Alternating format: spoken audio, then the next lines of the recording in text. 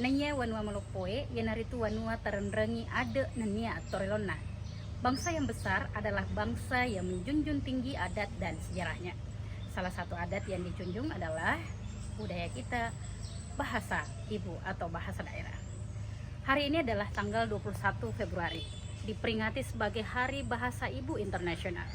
Pertama kali digalakkan di Bangladesh pada tahun 1999 dan pertama kali dirayakan pada tanggal 21 Februari tahun 2000. Nah, pada momen ini saya mewakili pengurus Perkumpulan Pendidik Bahasa Daerah Indonesia Provinsi Sulawesi Selatan mengajak mari kita bersama-sama melestarikan bahasa ibu dan menjadi pendidik yang andal, pendidik yang selalu menggaungkan dan mengajak tergerak, bergerak, dan menggerakkan dalam upaya pelestarian bahasa ibu atau bahasa daerah.